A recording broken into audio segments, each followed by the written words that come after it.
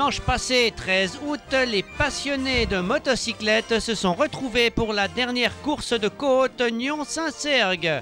Motocyclistes, profitez-en bien, vous devrez attendre le 22 juin 2002 pour assister à nouveau à une pareille manifestation sportive. Souhaitons que les motosacoches, fleurons de l'industrie genevoise, se retrouvent encore en tête du peloton.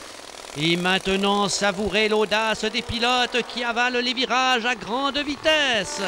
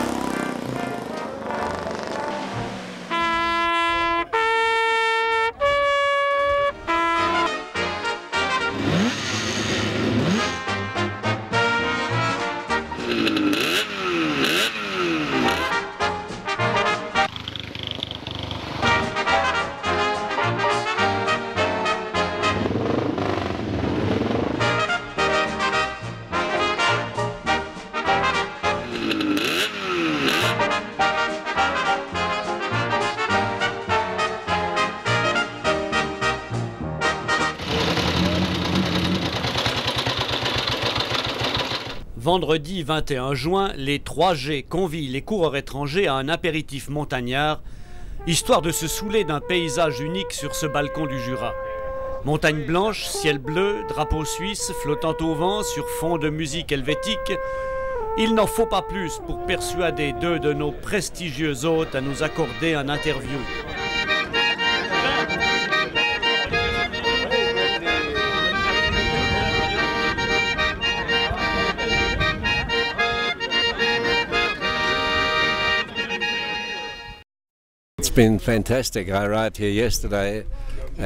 C'est fantastique, je suis arrivé hier et le temps est parfait. J'arrive juste d'Afrique et le climat est à peu près le même.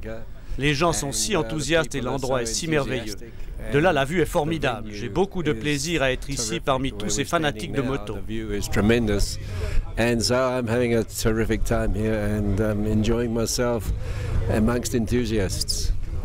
Motorcycles have been my passion and my life. And I was fortunate enough to Les motos sont la passion de ma vie. J'ai eu la chance de rejoindre l'équipe Honda en 1960, quand peu de personnes pensaient que les Japonais avaient les ressources et les connaissances pour créer les superbes motos qu'ils ont faites.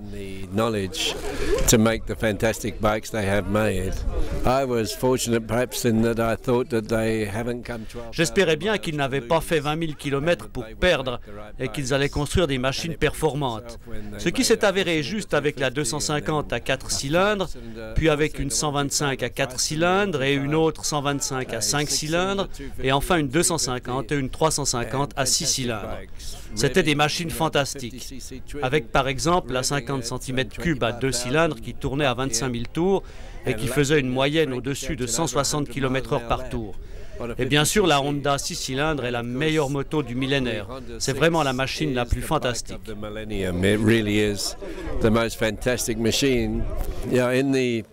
Honda team, we had really one of the happiest teams. L'équipe Honda était vraiment la plus heureuse de notre époque. Les membres d'autres équipes se débattaient et se bagarraient, tandis que dans l'équipe Honda, nous étions très forts et nous nous entendions bien. Je ne sais pas si nous avons réussi parce que nous étions heureux ou si nous étions heureux à cause de nos succès. And I'm not sure if we were a happy team together and that made us successful, or we were successful so we were happy. We had a very strong team on the small bikes. We had Ralph Bryans, who concentrated mainly on the 50cc. Nous avions une équipe très forte. Avec les petites cylindrées, il y avait Ralph Bryans qui est devenu champion du monde en 50 cm3. Le deuxième sur les 50 cm3 était Luigi Taveri, un Suisse de Horgen dans la région zurichoise. Inversement, Luigi était le numéro 1 de la catégorie 125, dans laquelle il a remporté 3 champions du monde, alors que Ralph était son second. Moi, j'ai aussi couru en 125, juste comme coureur supplémentaire pour gagner quelques points pour Honda. Just as an extra rider out there to earn some points for Honda. And then Pendant de nombreuses années, en 250 et 350, j'étais seul. Mais quand Honda a créé la 500, c'était évident que je ne pouvais pas courir dans 3 catégories tout seul. Et Luigi n'était pas intéressé aux grandes cylindrées. J'ai persuadé Honda d'engager Mike Hailwood, qui à mon avis est le meilleur coureur instinctif que le monde ait jamais vu. J'ai dit à Honda qu'en l'engageant, nous gagnerions 2 fois. Non seulement roulerait-il pour nous, mais en plus, nous ne devrions pas le battre.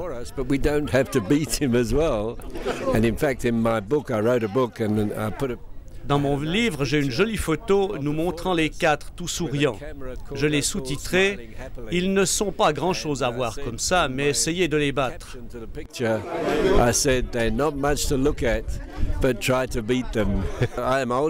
Je suis assez âgé pour me rappeler l'époque où la course à moto était dangereuse et le sexe sûr.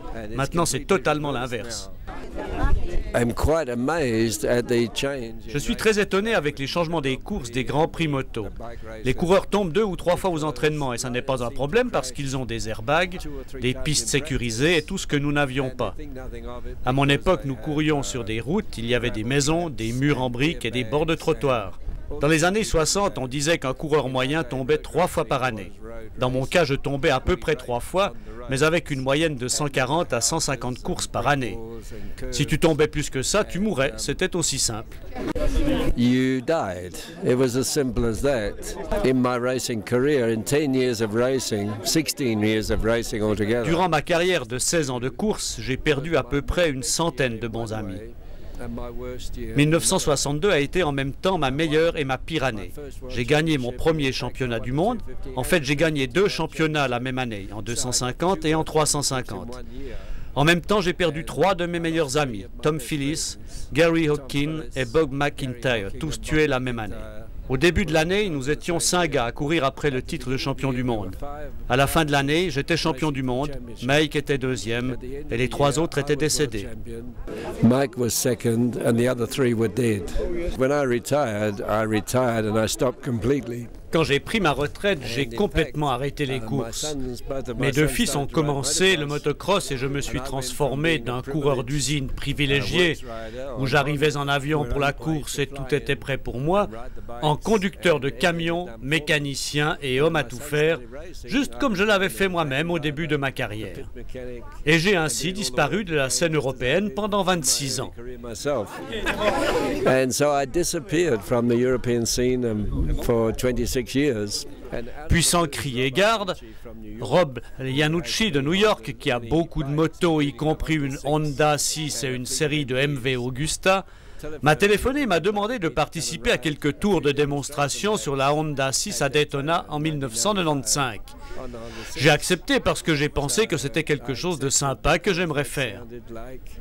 Puis il m'a dit, puisque tu es là, je t'ai inscrit à une course Grand Prix en 350 sur une MV. C'était un Grand Prix classique pour des coureurs de plus de 38 ans. Je suis revenu pour m'entraîner et naturellement, les premiers tours étaient terribles. C'était très difficile de garder la ligne idéale. J'étais un peu partout. Mais ça allait de mieux en mieux et j'ai décidé de courir. Finalement, le rêve est devenu réalité quand j'ai gagné la course. Ma seconde femme ne m'a jamais vu courir jusqu'à ce jour à Daytona. Elle a eu un grand choc car ils m'ont placé tout derrière et dans un tour, je suis remonté de la 65e place à la 12e. Et un tour plus tard, j'étais 4e et à la fin, j'ai gagné la course. And she got a big shock at Daytona because they put me on the back of the grid. And I got from 65th position to 12th in 1 lap. Ma jeune femme pensait que j'allais conduire ma moto de la manière d'un homme de 65 ans devrait le faire. Mais il y a quelque chose à l'intérieur de vous qui fait que quand c'est la course, c'est la course. J'ai cru que j'étais parti et oublié, mais c'était magnifique de revenir et de remarquer que j'étais parti, mais pas oublié. Je suis impressionné par la beauté du lieu et par l'idée de cette course, particulièrement parce qu'elle est pour une œuvre de charité. Tout ce qui est d'époque a maintenant un grand attrait, car on peut aller sur la Lune, mais peut-on faire fonctionner un carburateur quand toutes les voitures sont à injection? Ceci est le défi, et ceci est le défi à Saint-Sergue. C'est un grand défi, très plaisant. Il y a une comparaison directe entre une organisation professionnelle comme la mienne et une organisation amateur. Celle-ci ne rapporte rien, mais votre enthousiasme fait la réussite et la fait merveilleusement bien pour beaucoup de coureurs.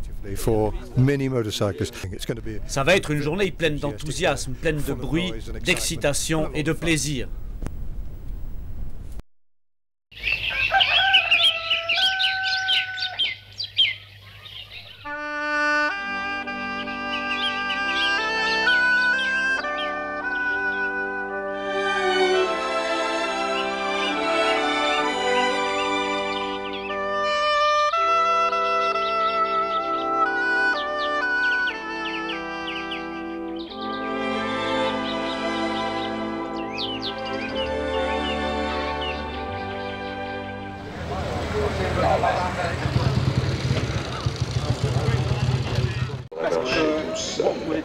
C'est beaucoup plus vite que n'importe quel wagon, n'importe quel moteur.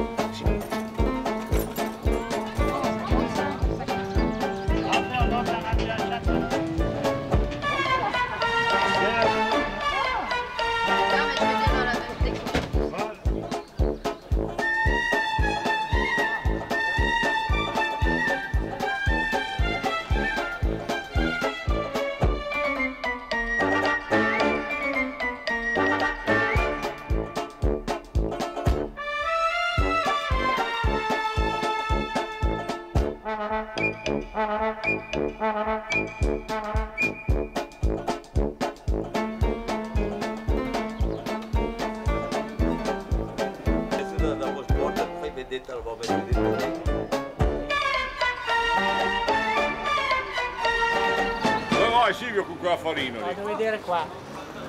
Quella zanzara lì.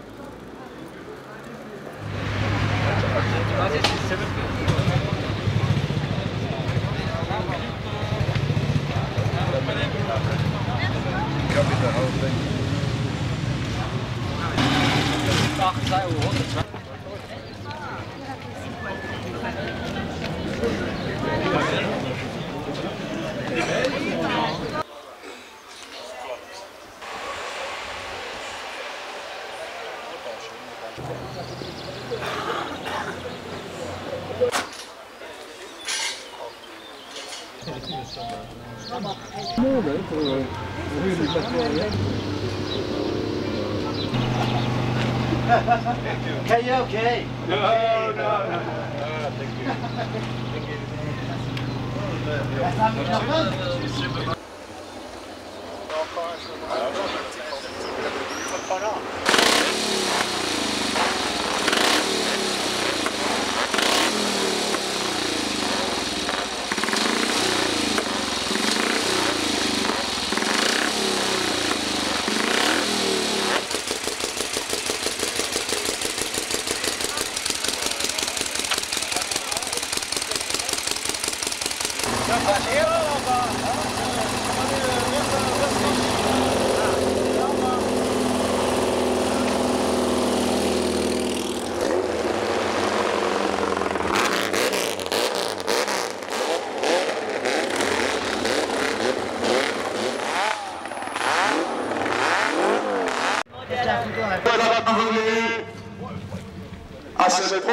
édition de Nyon-Saint-Sergue et je tiens à remercier les organisateurs. Ça va être une journée formidable, mais il va sans dire qu'il n'est pas facile d'organiser une telle manifestation. Et bien entendu, le briefing sera pour les prescriptions et les prescriptions aussi de sécurité. Vous êtes là pour le plaisir, pour une belle journée et le fair play. Nous ne tolérons aucun excès. Le ski, les petites machines et les véhicules lents ont la priorité. Et pensez au dépassement. Je répète encore pour tout le monde les drapeaux. Le drapeau de départ sera un drapeau suisse. Il sera au départ, je pense, c'est pas la peine de le présenter. Le drapeau jaune, tendu. Ça veut dire attention et on est prêt à s'arrêter. Le drapeau jaune agité.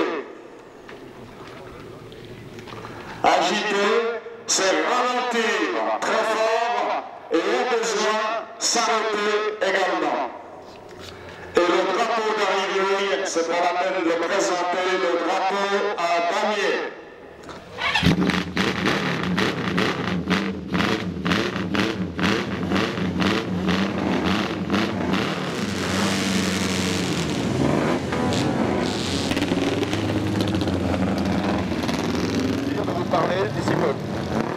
Et les participants rejoignent depuis Saint-Sergue la ligne de départ située au-dessus de Trélay.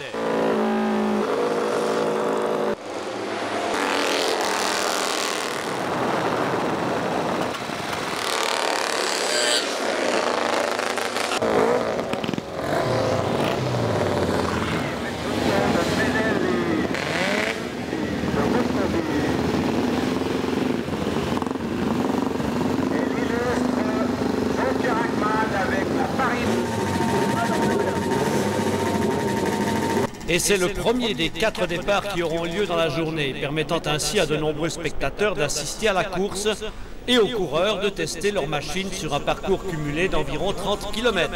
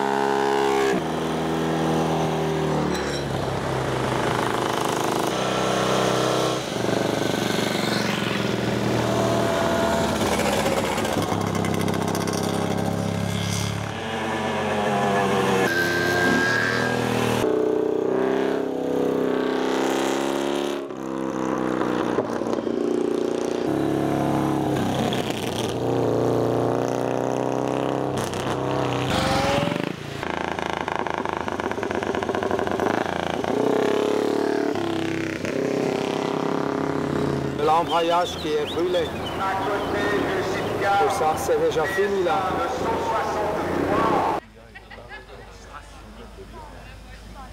Georges André, est-ce que tu peux passer vers monsieur Bandieri, juste derrière toi? Il y a besoin de 2 bougies pour Silvio Grassetti. Tu vas chercher ses assiettes, hein?